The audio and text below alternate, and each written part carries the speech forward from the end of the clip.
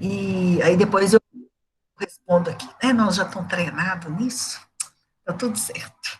Isso aí. Pessoal, olha só, nós, nós terminamos, né, a nossa live da semana passada, terminamos a nossa live da semana passada, falando de dinheiro, né, e principalmente o tanto que o dinheiro ele é importante para as pessoas, para as organizações e para a sociedade, né? É o que move, não é? Início do mês, o pessoal faz lanche, anda de mototáxi, abastece a moto e tal, né? Aí vai correndo mesmo, já começa a ficar sem dinheiro, aí a situação já começa a complicar, né? E o dinheiro que a gente ganha, ele realmente impacta, influencia, né, todos os ambientes. E aí a gente sabe, pessoal, muito importante, né, a professora está reforçando, que aquela empresa que não tem um plano de remuneração que seja bacana, né, uma coisa que acontece com muita frequência é a rotatividade, aí se tem muita rotatividade, as pessoas ficam menos comprometidas, fica uma falta de confiança, o clima baixo, né, desmotivado e tal, e aí realmente as coisas começam a complicar, né. E aí, pessoal, uma coisa que eu queria falar com vocês, que é muito importante, aí eu estou falando mais como funcionário do que como gestor, tá? É a questão dos benefícios sociais, né? Que o Brasil é um país de muitos benefícios, né? A gente tem vale transporte, a gente tem salário família, a gente tem férias, a gente tem um terço de férias, e a gente tem ticket, a gente tem vale, e a gente tem PIS, e a gente pinga um golírio aqui, porque é de graça, eu estou querendo. Né? Então, o nosso país, ele é um país que tem muitos facilitadores, muitas conveniências, né? E, na verdade, a gente tem todas essas conveniências porque o salário é pouco. Né? Então, como o salário é pouco, o governo ele tem que oferecer, né, outros benefícios para melhorar para o funcionário. Né? Por exemplo, o fundo de garantia. O fundo de garantia é 8% do valor, né, depositado mensalmente, agora, nesse momento da pandemia, o fundo de garantia está suspenso, o pagamento pela empresa, porque é a empresa que paga o fundo de garantia, né? Pela empresa para os funcionários, ele está suspenso, né? Porque houve uma libera, liberalidade,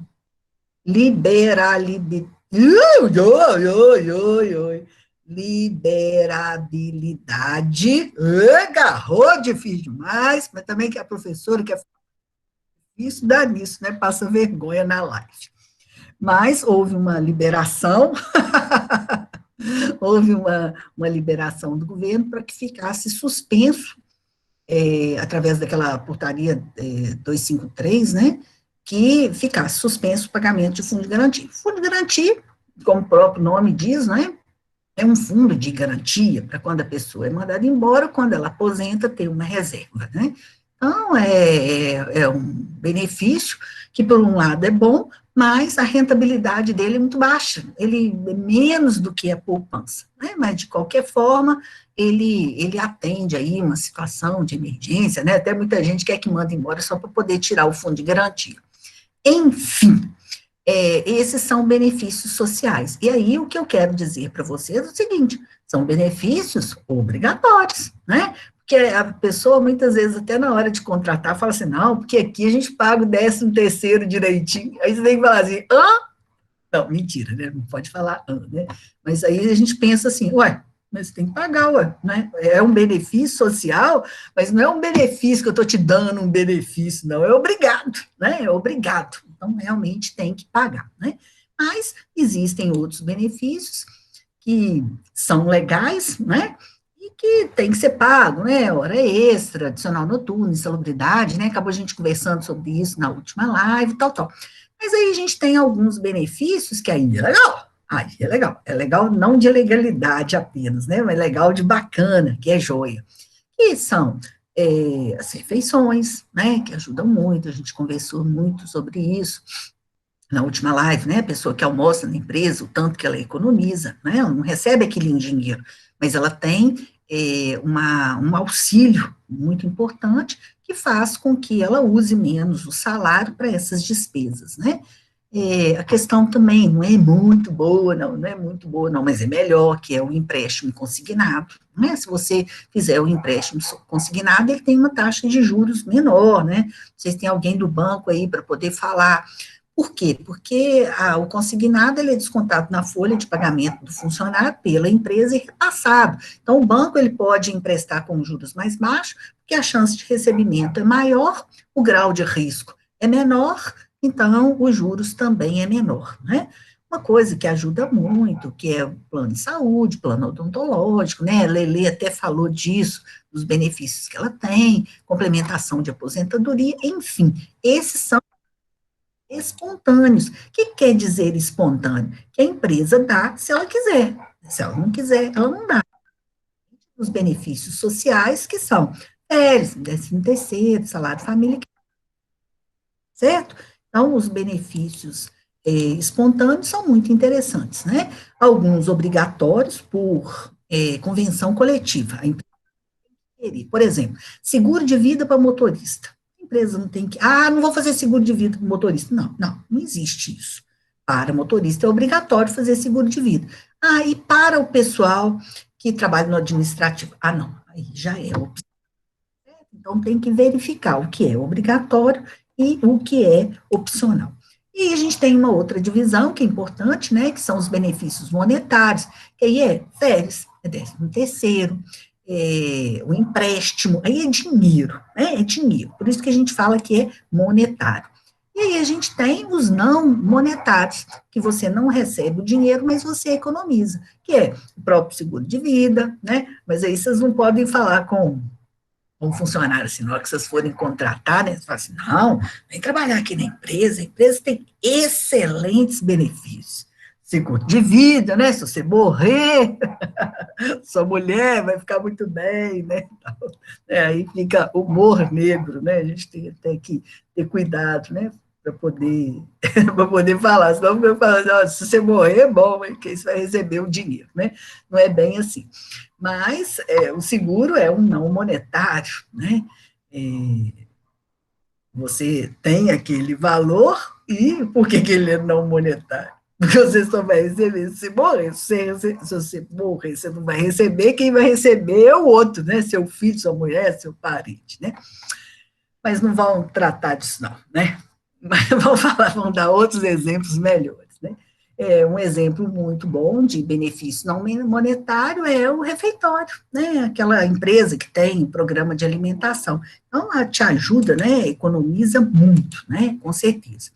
E aí, pessoal, vou falar uma coisa com vocês agora, mas assim, meio nós mesmos, né? O nosso papo aqui. Eu vejo que muitas empresas fazem pouco marketing desses investimentos de benefício, sabe?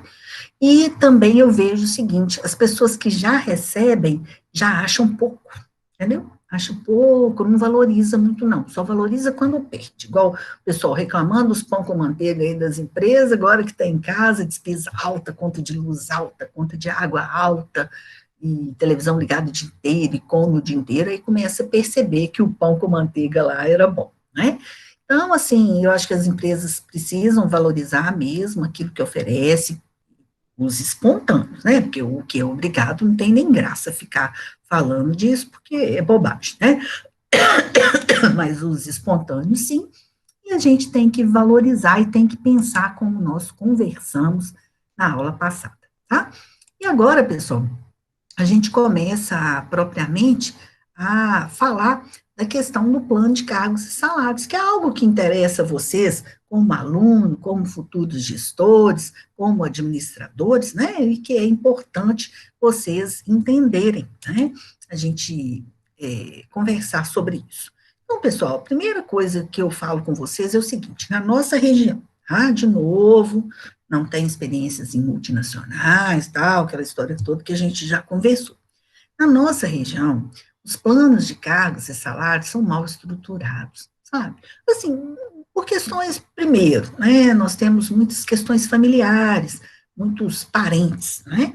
Porque, na verdade, A minha estrutura de plano de cargo, gente, ela tem que ser pelo cargo. A pessoa hoje eu sou professora de RH, amanhã eu não sei quem vai ser, mas o cargo de professora de RH, ele sempre vai existir, né? Mas como a gente trabalha com muitas empresas familiares, a gente tem muita distorção de plano de cargo, e também assim acontece, a empresa, por exemplo, vamos dar um exemplo de distorção de o que acontece na vida real, pode ser até que aconteça com eu vou citar. Por exemplo, eu tenho a minha empresa, minha equipe, tal, e aí eu perco um funcionário chave. Eu perco um funcionário muito bom. E ele teve uma proposta, ele não quis ficar mais e foi embora. E vai embora, né? E aí eu entro num desespero de contratar. E eu preciso contratar uma pessoa boa. E às vezes eu contrato um novato ganhando mais do que aquele experiente que eu perdi. Tá certo? Isso pode acontecer com vocês têm uma oportunidade.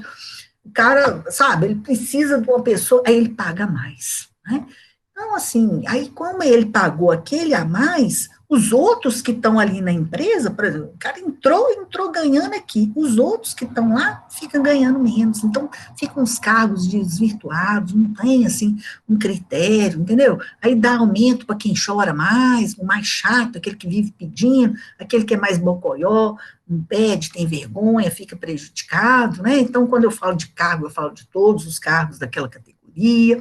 E uma questão, pessoal, é diferente do serviço público, né? Tem um pessoal aí da prefeitura. Então, você entrar no portal da transparência da prefeitura, você sabe o salário de todo mundo. Então, por exemplo, a gente da dengue, todo mundo ganha igual. E o que ganha mais, ou é porque ele tem mais tempo de casa, é um critério definido. Né?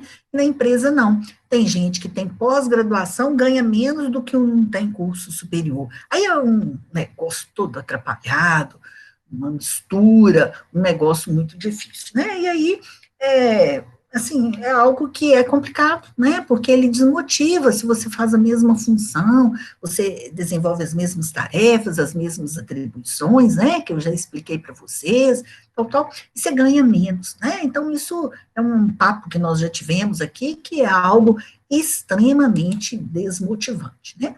Mas vamos pensar que a gente pode ter uma situação melhor. Então, eu preciso da descrição dos cargos, tá certo? Não posso perder esse negócio de vista da descrição dos cargos. Eu preciso do perfil desse cargo, das responsabilidades, né? E qual também, uma coisa que eu acho muito importante, né? Aonde que eu chego, né? A questão do plano de cargo e salário, ela é muito legal por isso. Eu estou aqui, mas eu tenho condição de chegar aqui, cara, né? E o que que eu faço para chegar aqui, né? Porque se você não sabe, se você sabe, por exemplo, quando eu coordeno a pós de finanças e a pós de gestão de RH lá no Unifagoc, né? O pessoal de banco, ano passado, ano retrasado também, eu estava com o pessoal de medicamento, essas grandes laboratórios de medicamento. Nossa, o pessoal ia terminar a pós e já ia ter o aumento direto, entendeu? Termina, por quê? Porque a regra é, quem tem pós-graduação ganha 5% a mais, e isso vale super a pena, porque se eu ganho 5% a mais, eu tenho 10º sobre esses 5%, eu tenho participação nos resultados, eu tenho férias, e aí eu vou subir de cargo, né? E às vezes até mais, né? Falando assim, 5% sem saber muito. Mas, enfim, dentro dessa política de cargos e salários, é importante, assim, aonde que eu estou, e onde eu estou e onde eu vou, né? Coisa de mineiro, onde eu estou e onde eu vou. E o que que eu tenho que fazer para chegar? Porque quando eu sei o que que eu tenho que fazer para chegar, eu também vou correr atrás, porque eu não sou boba nada, né? Então, eu vou correr atrás. Mas aí é um negócio meio confuso, meio complicado, sabe? Assim, não tem muita, digamos assim, uma noção, né, do que funciona. E aí, pessoal, colocando para vocês, está lá no vídeo, né? Coloquei isso bem lá no vídeo, fiz questão, fiz um filme, né, sabe? No vídeo fiz questão de ficar grande para vocês entenderem. Eu tenho que ter pelo menos uma noção, sabe, gente? Tudo é importante, não quero desprestigiar ninguém, nossa, humilhar, longe de mim. Não sou essa pessoa, não faço esse o perfil. Mas eu tenho que entender, poxa, que quem estudou mais, tem um serviço de mais responsabilidade, tem que ganhar mais, cara, sabe? Não que o outro não seja importante e que ele deva ganhar menos. Não, não. Para eu poder crescer, eu não preciso desmerecer ninguém, nem rebaixar de ninguém, né? Mas tem que existir uma lógica, né? E se eu não trabalho com uma lógica, fica mais complicado. Então, se eu pego uma empresa, se eu pego uma loja, a Dom Maria da faxina, ela tem que ganhar menos, né?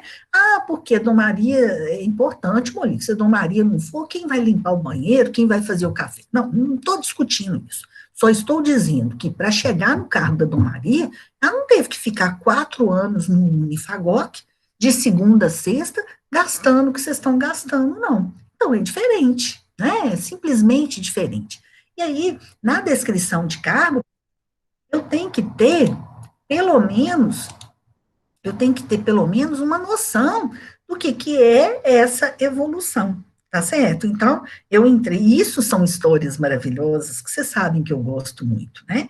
Eu entrei como auxiliar de faxina, serviços gerais, né? Hoje não tem faxineiro, mas serviços gerais, que é a nomenclatura. Eu entrei como serviços gerais, eu passei por isso, eu passei por isso, eu passei por isso, e hoje eu estou como vendedor. Olha que bacana, que legal, né? Mas enquanto eu estou fazendo esse caminho, né, eu tenho que ter uma noção, né? Então, por exemplo, Mônica, você acha que o caixa ele deve ganhar mais do que o rapaz que ajuda no almoxarifado? Ah, eu acho. Você acha, Mônica? Ah, eu acho. Mas não é só achar, tá certo? É porque a menina ali do caixa, muitas vezes ela não é só caixa, ela tem que fazer uma análise de crédito, se for ter algum financiamento por conta da própria loja, né? Ela tem que, a questão do cartão, e vai passar um cartão, vai passar 2 cartões, né? Agora, o cara que está ali no almoxarifado, quem responde pelo almoxarifado, sim, ganha mais. Mas se ele é um auxiliar do almoxarifado, que ele pega mercadoria, busca, coloca a mercadoria no lugar, tira, entrega, não sei o quê, não sei o quê, então, é essa noção. E aí, cada empresa, ela tem a sua, né? E a gente tem que basear por critérios, né? Assim, eu já estou preparando para vocês a aula da semana que vem, eu já começo a ver alguns vídeos, algumas coisas, né, para dar uma incrementadinha no material, e aí, assim, essa questão da subjetividade é péssimo, né? Ah, porque fulano, o serviço dela é mais tranquilo. Não, sempre a gente acha que a grama do vizinho é mais tranquila, né? Então, a gente usa, o que vocês vão usar no semestre que vem, são os requisitos, né? São requisitos mentais, né? A Dom Maria lá fazendo café, ela tem a mesma esquentação de cabeça de quem está como vendedor, que tem que cumprir meta, que tem que atender cliente, que tem que fazer isso. Não tem. Né? As habilidades que ela precisam de experiência, de saber do serviço, são muito maiores do que quem está fazendo café. Né? O café é mais simples, é honesto, mas é mais simples. Então, essas diferenças é o mínimo, tá, pessoal? É o mínimo. A empresa que não tem nada, ela tem que ter essa noção. E a gente fala assim, olha, quem usa muito a mente, né? Porque a pessoa fala assim, nossa, Thaís, você fica sentado o dia inteiro. Fica sentado o dia inteiro como se a Thaís estivesse à toa o dia inteiro, né? Então, não significa que o cara que busca a caixa, que leva, que carrega, que vai, que sobe escada, que desce, ele use mais requisitos mentais do que a Thaís, que fica de boa, lá, toda bonitona, o dia inteiro sentada na dela no ar-condicionado. Porém, esse cara, ele usa esforço físico. A Thaís não usa esforço físico. Fica lá, aquela plasteleza lá, sentada, igual a madame no ar-condicionado, o dia todo. Mas a cabeça da Thaís está explodindo, explodindo, explodindo. Está 4 horas da tarde, 5 horas da tarde, Thaís, nossa senhora, gente do céu, eu não acabei, isso eu tenho que acabar, senão amanhã eu estou mais enrolada. Nossa, esse telefone não para. Que isso, gente, não sei o que, não sei o que. Esse cara que subiu a escada, que desceu, que correu, que fez isso, que fez aquilo, ele chega em casa mentalmente, tá? Mentalmente, menos cansado do que a Thaís, né? Então, assim, a gente tem que ver qual que é a exigência, né? Aquela pessoa, por exemplo, que tem muita responsabilidade por dinheiro, né? Aquela pessoa que tem muita responsabilidade pelo cliente. A pessoa que atende o cliente, ela tem muita responsabilidade sobre esse cliente, então tem que ter cuidado, né? Porque se ela atender mal o cliente, vai ferrar com todos nós para trás, né? Igual eu, por exemplo, como professora, né? Vamos pegar o meu cargo. Eu tenho muita responsabilidade com o cliente. Por quê? O professor que ele não ministra uma boa aula, o professor que não atende o aluno, o professor que não explica a matéria, o professor que não tem domínio, o professor que não tem conhecimento, que não tem experiência, ele vai deixar o aluno insatisfeito. O aluno insatisfeito, a chance dele ir para uma outra instituição, dele parar de estudar, é grande. Então, a minha responsabilidade, ela é enorme, né? Agora, esforço físico, muito esforço físico, o professor falando, é um desgaste enorme que vocês não têm noção, mas cada um dentro do seu cargo, dentro da sua profissão. Agora, responsabilidade por dinheiro, a gente já não tem responsabilidade por dinheiro. Como professora, não tem responsabilidade por subordinados, né? Então, isso tem que ser visto, porque, por exemplo, aquela pessoa, gente, que ela tem muitos subordinados, ela tem que ganhar mais do que quem tem pouco subordinado. Aí. Se eu tomo conta de 5, eu tenho 5 problemas. Se eu tomo conta de 25, eu tenho 25 problemas. Então, é isso que o plano de cargo e salário tem que pensar, entendeu, meus queridos e ilustres alunos? Ela tem que ter uma coerência, né? E como muitos, 99% das empresas, não estou falando de empresa pública não, tá? E nem de grandes, mas 90% elas não têm um plano de cargo de salário homologado, então fica meio que, sabe, assim, às vezes tem uma pessoa que trabalha tem muito tempo, ganha menos do que uma chegou, não estou falando que isso seja certo ou errado, tá?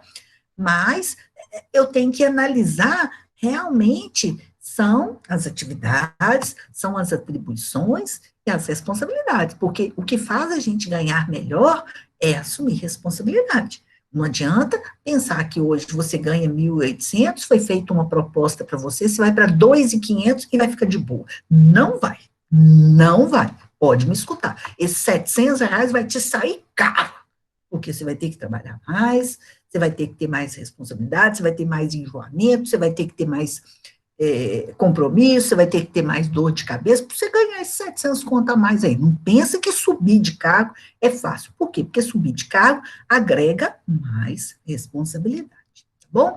Então, assim, é uma lógica, né? Entender essa lógica, porque quando essa lógica, ela não é atendida, ou essa lógica, ela não é justa, né? Seria uma palavra muito bem colocada aqui, se essa lógica, ela não é justa, ela deixa todo mundo, sabe, assim, a deriva, né? Eu não sei se eu saio daqui e vou, eu também não sei se eu fico, porque se eu ficar, qual que é a minha proposta futura?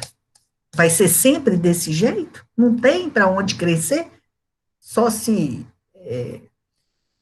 uma pessoa que está lá 15 anos, que é responsável, pedir demissão, né? Mas a minha vida está atrelada àquele que vai pedir demissão?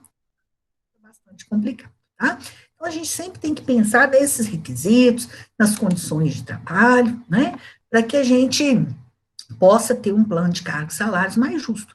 Então, a gente tem que pensar na estrutura, né? Uma coisa também, pessoal, que é muito importante a gente pensar é o seguinte, por exemplo, eu estou numa confecção, a quantidade de pessoas que eu tenho no mesmo cargo, entendeu? As pessoas que ganham melhor são as pessoas que têm menos gente naquele cargo. Então, por exemplo, vamos pegar a Letícia aí. Letícia, Lelê está aqui? Letícia tá. Vamos pegar a Letícia, por exemplo. A Letícia, ela lá na IFPAF, né, ela trabalha com auxiliar de produção, né, é, que é o maior número de pessoas, não sei, mas dentro daquela unidade ali de Visconde do Rio Branco, deve ter uns 1.500 auxiliares de produção. Então, se eu tenho 1.500 auxiliares de produção, se eu der R$ 100 de aumento, eu dei para muita gente, né? Então, quais são os cargos que têm os melhores salários? Tem menos gente. Então, por exemplo, vamos supor, estou chutando, tá? Que lá na PIFPAF, no setor de compras, que compra muito, né, compra muito, tem 20 pessoas. Então, vai ter um chefe, um comprador, né, chefe do setor que compra as coisas mais caras, as negociações mais complexas e tal, tal. Aí vai ter, tipo, dois, tudo tô chutando, tá? Só para vocês entenderem o nosso papo aqui.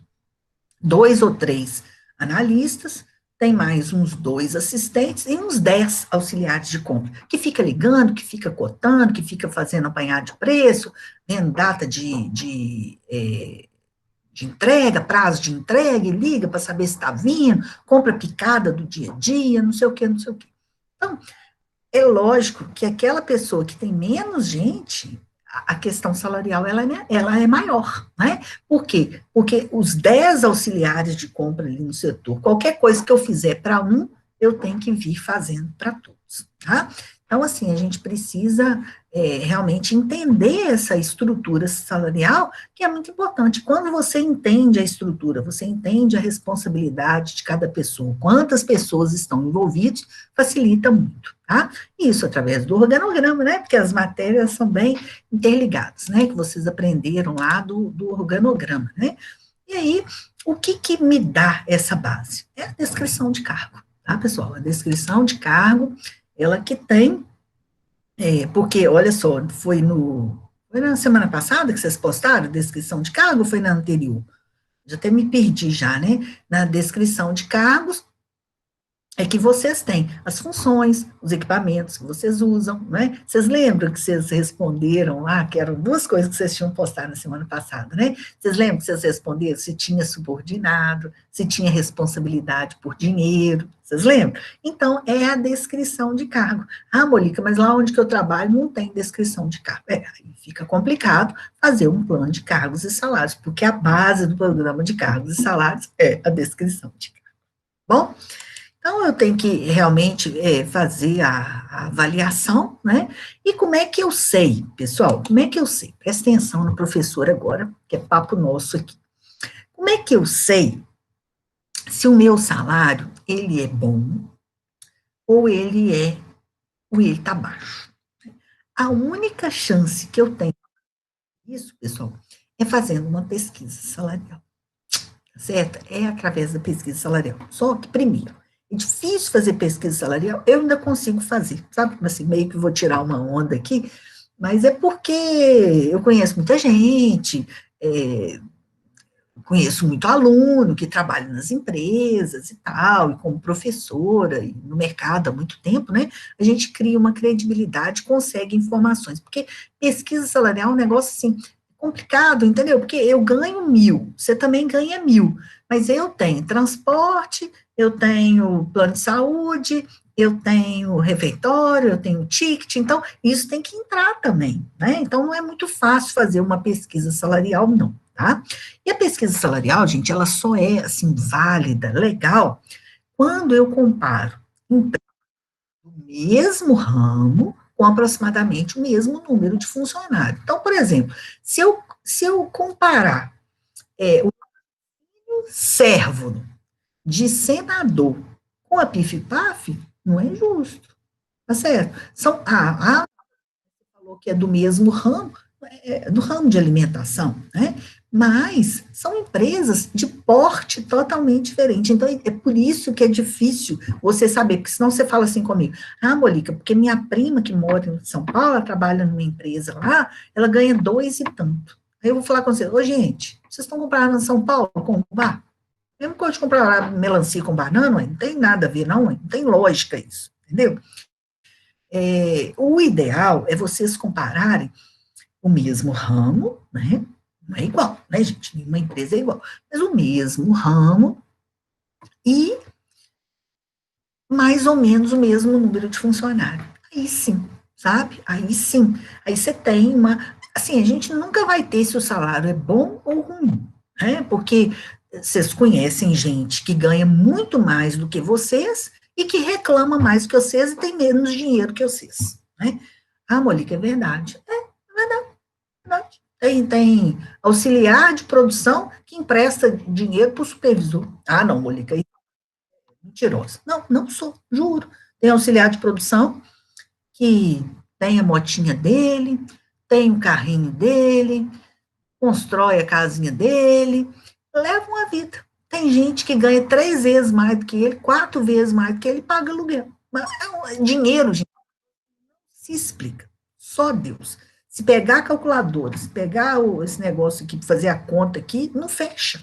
Tem gente que se você pegar o que ele ganha, o que ele gasta e o que ele tem, você fala assim, não, é Deus mesmo. Você tem que acreditar em Deus, porque não tem outro jeito, né? Então, a questão do ganho, né, ser pouco ou muito, ele vai depender, né? Ele vai depender, porque na verdade, o nosso salário não é quanto que eu ganho, é quanto que sobra, tá certo? Porque é essa a análise que eu preciso fazer. Porque se eu ganho pouco, mas eu sou controlado, me sobra alguma coisa. Se eu ganho muito, ainda faço dívida, aí é que eu ganho menos ainda. Então, não é a questão do salário. Mas, para a gente ter uma noção, quanto que ganha em Ubá uma pessoa de PCP? Quanto que ganha em Ubá um operador de máquina? A gente tem, né, sindicalmente, do sindicato, da categoria, né, seja confecção, seja motorista de caminhão, seja marceneiro, seja o que for, a gente tem, só que a gente tem o mínimo, o piso. O que é piso?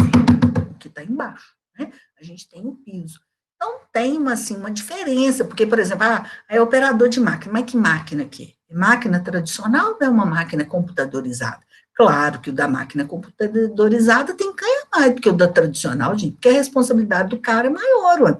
Se ele errou ali 1 centímetro, ele que faz a programação, tudo vai sair errado. Então, ele tem que ganhar mais do que o cara que trabalha numa máquina mais simples, que não tem um impacto tão grande na produção.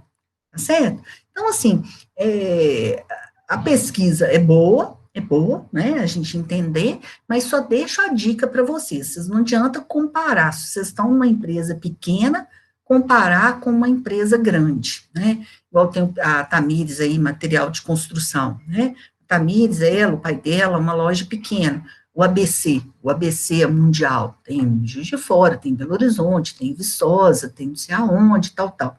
Então, quanto que ganha? Não sei. Às vezes é até menos, né? Porque quem trabalha em grandes redes, em grandes empresas, o serviço é muito estratificado, é muito dividido. Quem trabalha em empresa menor é meio que faz tudo, como ele faz tudo, acaba tendo uma chance de ganhar mais, né? Mas, na verdade, nesse momento aqui, eu quero que vocês pensem nisso, né? Nessa comparação da descrição do cargo, tá? E quando eu for fazer uma pesquisa salarial, eu também tenho que pensar nessa descrição, né? Para a gente já fechar, né? Eu deixei lá na apostila um material sobre participação nos lucros e resultados, né? Que é o sonho das pessoas. Nesse momento está fraco, né? Porque se o, a empresa está faturando menos, né? Ela também está dividindo menos os lucros, ou às vezes nem está tendo lucro, né? Dependendo.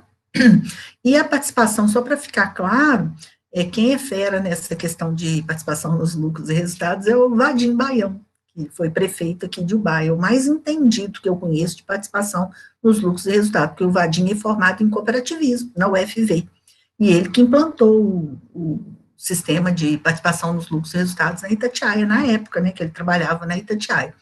E a participação nos lucros e resultados é uma lei muito simples, muito livre, e quem define quanto que vai dividir, quando vai pagar, né, se é uma vez por ano, se é 2 vezes por ano, como é que vai fazer essa divisão, é a própria empresa. Né, ela tem uma comissão, que como se fosse uma CIPA, né, só que cuida dessas representantes para estar acompanhando e tal, e é através de metas, né, então,